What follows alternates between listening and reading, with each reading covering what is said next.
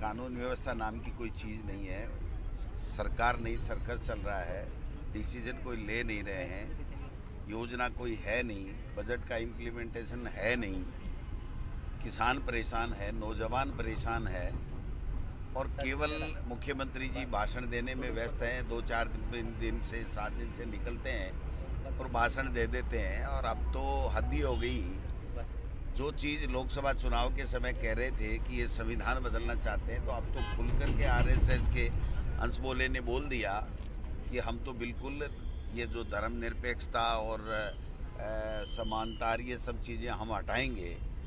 तो मैं समझता हूँ कि इनके उद्देश्य बड़े साफ हैं कि ये देश में नफरत फैलाना चाहते हैं, देश को धर्म के आधार के ऊपर बांटना चाहते हैं, अपने आरएसएस के हिसाब से अपना संविधान लिखना चाहते हैं। चुनाव ये करा नहीं रहे, लोकतंत्र को ये मानते नहीं, प्रजातंत्र में इनका विश्वास नहीं। आप बताइए कि जो कानून हट गया, जिसके लिए इंदिरा जी ने कह दिया भाई हमसे गलती हुई है, और उसके बाद में इंदिरा जी 2/3 मेजोरिटी से वापस आई, उसको 50 साल को लेकर के ये बातें कर रहे हैं। और आप बताइए कि अघोषित आपातकाल इन्होंने लगा रखा है। आज राजस्थान में नगर निकाय के चुनाव नहीं है, आज राजस्थान में पंचायत राज के चुनाव नहीं है। कल आपने देखा होगा कि सरदार शहर में अविश्वास प्रस्ताव था, एडीएम को लगाया गया, वो अचानक बीमार पड़ गया। 1 बजे तक तो कोर्ट में वो स्टे ले रहे थे, और जब उनको स्टे नहीं मिला तो उसको कह दिया तू बीमार पड़ जा। ये आदेश भी सरकार की तरफ से जारी होने लग गए। इससे पहले भादरा में आपने देखा होगा तो एसडीएम को कह दिया 12:30 बजे कि तुम बीमार हो जाओ।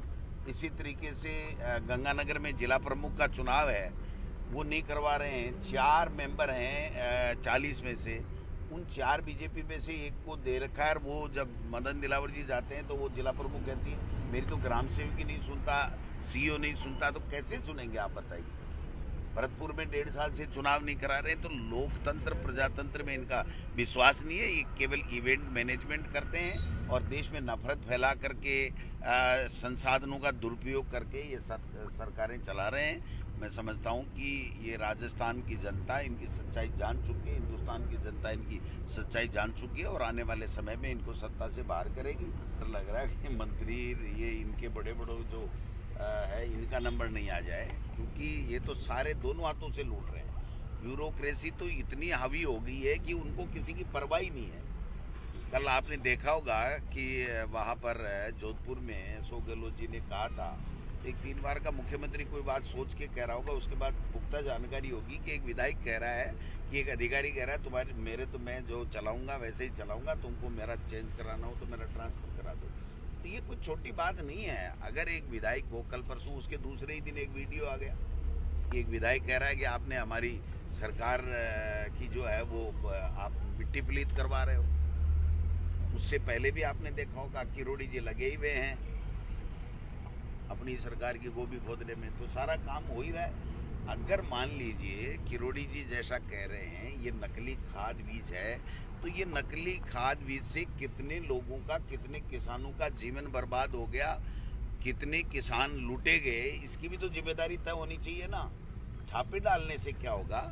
छापे ब्यूरोक्रेसी डालेगी, अधिकारी डालेंगे, मंत्री मॉनिटरिंग करेगा और उसके बाद में कार्रवाई होनी चाहिए। जिनके लाइसेंस निरस्त हो गए, सैंपल फेल हो गए, उन खाद और बीज का उन कंपनियों ने, उन फैक्ट्रियों ने कहाँ कहाँ माल दिया और कौन कौन किसान उससे लूटे गए, ये जिम्मेदारी तय करने की जिम्मेदारी भी तो मंत्री और सरकार की है। कोऑपरेटिव के माध्यम से एनपीके जो खाद है वो जो नकली पाई गई, उसको करोड़ों करोड़ों रुपए दे करके, सरकारी मदद दे करके, बैंकों से लोन दिला करके दिलाई गई है।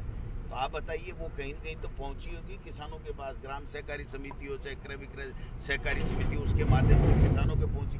अब किसान अगर उस जहर को बो दिया, उसने नकली खाद लगा दी, बीज को बो दिया नकली को, तो क्या मिलेगा उसको? आप बताइए। कोई जिम्मेदारी तय करने वाला है ही नहीं। और इनके जो प्रदेश अध्यक्ष है वो तो कहते हैं कि जो किरोड़ी जी कर रहे हैं ये हमारी पार्टी का काम नहीं है। तो मतलब दिशा विहीन सरकार है जो कुछ भी कर नहीं पा रही।